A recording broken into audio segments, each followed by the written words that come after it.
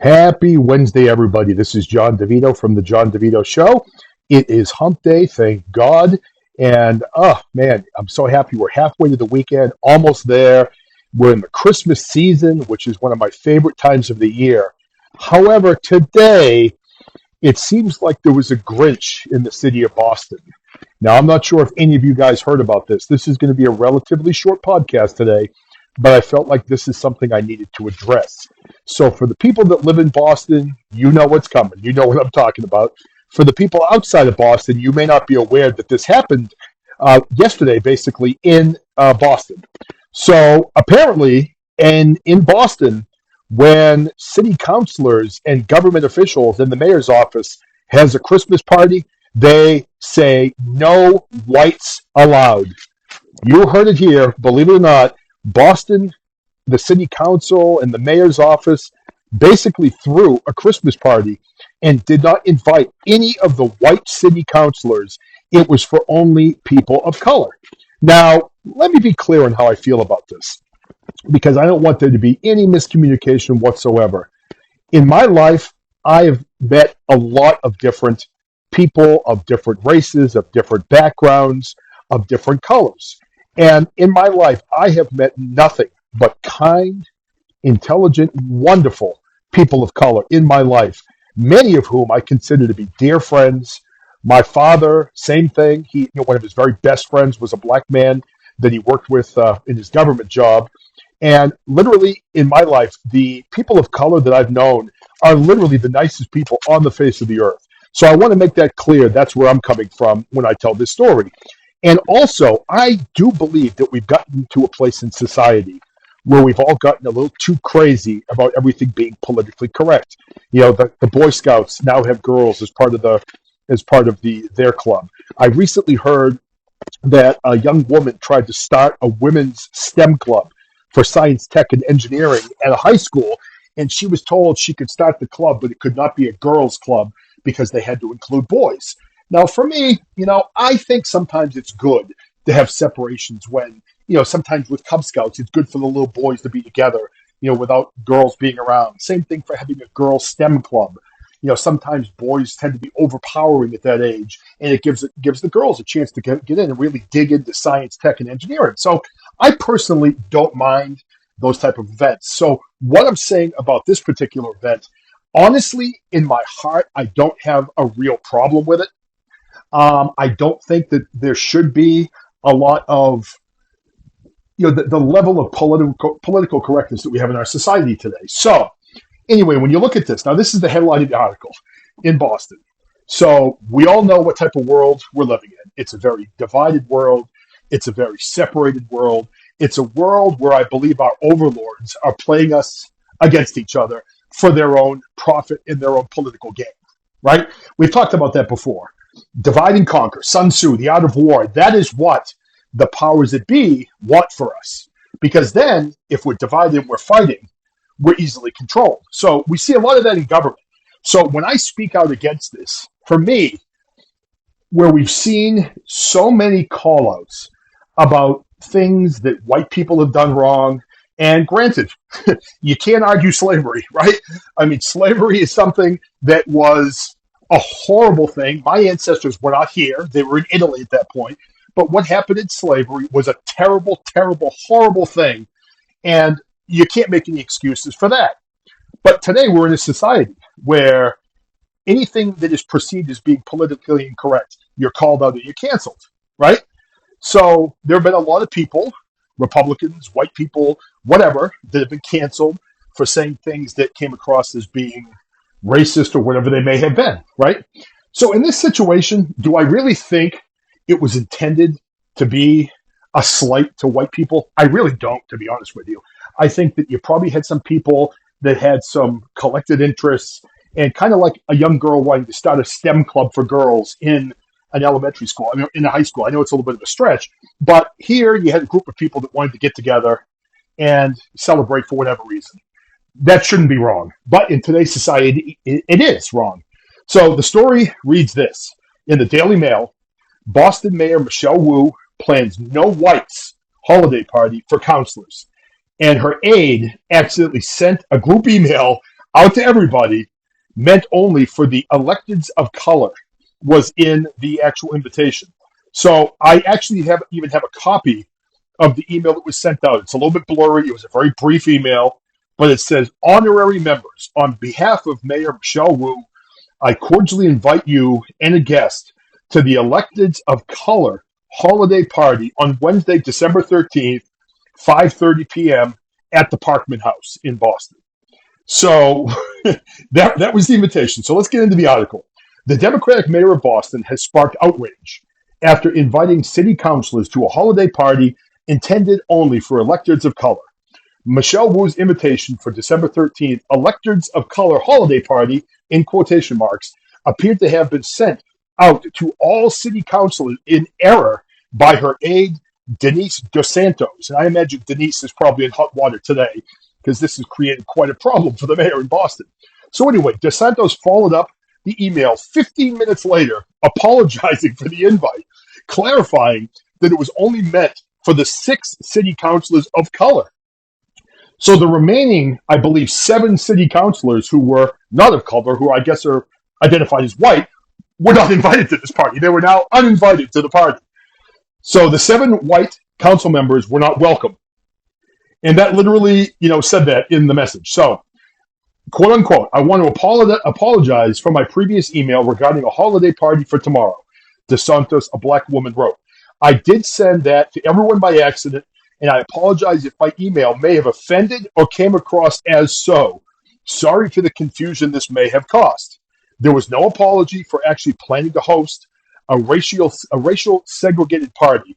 Wu was slammed by outgoing city councilor Frank Baker, who told the Boston Herald that it was unfortunate and divisive. So I'm going to read a little bit more about this, then we'll go into a little bit more of a discussion. So the move quickly divided Boston City Council, with some saying they were not offended by the party, while others questioned Wu's judgment. See, for me, it's part 2 there. I honestly, as I guess a white man, I'm Italian, I'm a bunch of different things, but I guess I'm classified as white. I'm not really offended. I don't care, If someone wants to have a party, whatever. I don't care if I'm not invited. It's okay, So I'm not offended by it, but I do question the mayor's judgment. Now, if we are trying to unite people in this city, in this state, in this country, does it make sense to have parties in the city council where you are literally only inviting people of color? It's a bad look. It's a bad look, and I question her judgment. I don't really have as much of a problem with the party itself. It seemed like some people maybe agreed with me there. So further on in the article, it says, and this is again by the Daily Mail News, Wu was elected mayor of Boston in November 2021, becoming the city's first female and first Asian American mayor. Michael McCormick, an attorney and former 5-term Boston city councilor, said Wu's hosting an exclusive party is not typical of her office, and argued former mayors Tom Menino and Ray Flynn would have invited the entire chamber. I mean, to me, that makes sense. They all work together as a team, right? Regardless of color, they're a team, and they should have been invited together, in my opinion. So anyway, quote, the problem is that Boston and race, unfortunately, are synonymous, McCormick said. And we go back into the quote of him saying, I'm just hoping it was a mistake. It's not something that anyone in the mayor's office should be proud of. However, Wu's spokesman, Ricardo Patron, said on Wednesday that the mayor was asked to host the annual party by the Electeds of Color group, and the host and location changes every year. He said the party was just one of a number that was happening over the festive season, and Wu was planning a larger holiday party next week for all of her cabinet members, city councilors, and the entire legislature. Baker said he didn't see the additional exclusive party as a good move, given heightened tensions in the city council, but said he was not personally offended. So, what I'm reading about this, now, first of all, I don't even, honestly, in today's day and age, I don't even know what to think anymore. But like I said, I'm not personally offended by this. But what are you thinking? Isn't it one of those things where you hear that and you're just like, what were you thinking? Why would you, in today's day and age, with the polarization we have in this country, why would you possibly have a party where you're inviting only the people of color? I mean, could you imagine if it was only white people? And again, I wouldn't have a problem with that, but I would also question its judgment in today's day and age. So again, Mayor Wu has had one problem after another since she became mayor of Boston. We had all the issues with COVID where the mask mandates went on endlessly. There were police officers fired for refusing the jab. There were all kinds of things happened during COVID during her tenure. And then she tried to pass also the uh, the vaccine ID card that you would need to show in order to go into any restaurant. That went over like a lead balloon in Boston. So she's literally had one issue after another. There was also the St. Patrick's Day breakfast. That's a tradition in Boston every year where all the politicians get together and they're all dressed in green and they tell stupid jokes and it's a roast or whatever.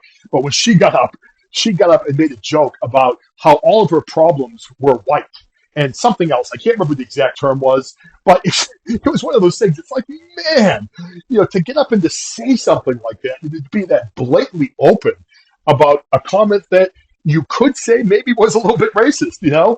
So I don't know. But anyway, this situation in Boston, what message does this send to the country? What message does this send to the youth in America? I mean, when you have the mayor of a major city having a holiday party, and literally the theme of the party, not the official theme, but now it's been dubbed as, no whites allowed Christmas party. I mean, are you kidding? I mean, man, is this something where this is like an error of judgment, or is this intentional? Is this something that's being intentionally done just to flaunt things like this out into the public to incite more division? I mean, I can't decide what it is, but to me, the only conclusion I can really come to, it's nothing but stupidity. Now, I've got a little extra time. I was planning on making this 15 minutes. I'm at 11 now. I'm going to jump into this really quickly and talk about it for like 3 minutes. The situation at Harvard, we're going to stick with Boston, right?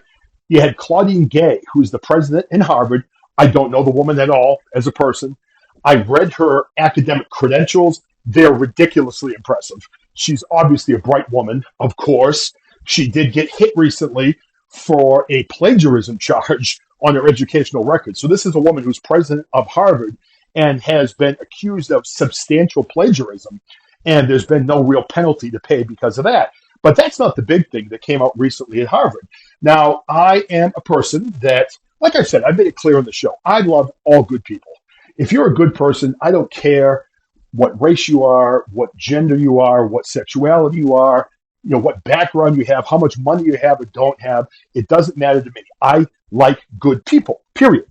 But when you look at Claudine Gay, she might be a very good person, right? And if you look at what she represents probably, arguably, the greatest college in the United States of America when it comes to history, when it comes to reputation, when it comes to the name. I mean, Harvard is the premier of colleges in the United States, like you would see with an Oxford in England. I mean, you have others like Yale that's right there as well. So I don't want to, offend any of my Yale friends or anything like that. I'm a state university guy, so what do I know, right?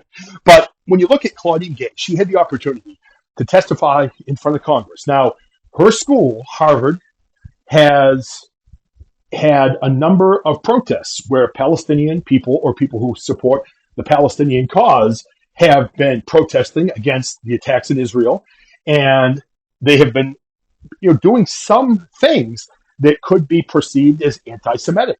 And there have been threats on campus. Some of the Jewish students are afraid to be on campus. And Claudine Gay had a chance to get up in front of Congress and speak and tell people that these type of anti-Semitic behaviors are not welcome at Harvard. She did not do that. She said that she would have to see the context of what the behavior was. I'm sorry. If you are coming out and giving a very weak, politically correct statement like that, then you are not condemning violence. Now, when I say condemning violence also, I don't mean condemning violence only against Jewish people, but I mean against anyone. Violence against whites, violence against Asian people, whoever they may be, violence against black people on campus. You have to draw the line. You can protest, you can have freedom of speech, but when you're threatening people and you're scaring people and intimidating people and possibly harming people, that is where you have to draw the line. And I think as the president of a major university, you need to be pretty clear and be decisive when things like that happen on your campus, because if you're not, they're going to continue to grow and they're going to continue to happen again, and they're going to continue to get worse. I literally never thought I would see a time in my life Again, I learned about the Holocaust like everybody else in school. I wasn't alive then, but I learned about it. I never thought I would see a time in my life where we would have anything even closely resembling what's happening in this country right now to Jewish Americans. It's not right. And I think it's important for people to stand up. Now, again, I don't know a lot about Palestinians. And I am sure that there are a lot of good people that are caught up in this horrible conflict who are good Palestinian people who do not deserve to be on the receiving end of what's going on. And I get that. And I feel very badly about that also. But the bottom line is we cannot have in this country any sort of violence around this. You can protest if you want, but intimidation, violence, inflicting injury in other people, not allowed. And if you are running a major organization, I think you need to make it very clear that Harvard condemns anti-Semitism. They condemn any type of racism whatsoever, anything like that.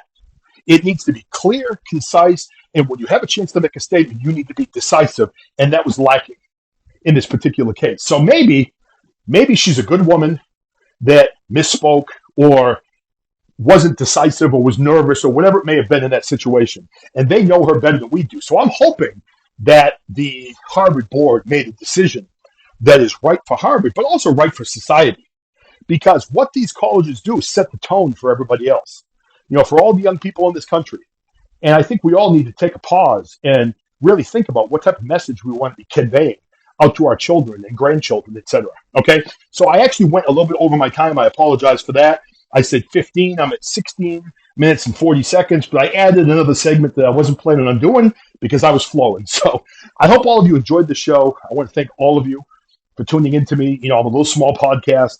I'm a guy right now in my bedroom with headphones on and a phone in my left hand. That's how I do my podcast. I've got expensive equipment downstairs. I used to do lives. I'm kind of digging it doing this way without all the tech, just getting on, saying what I want to talk about, just me, and moving on. So hopefully you're all enjoying this. If you are, please share it with a friend you might think might like my podcast.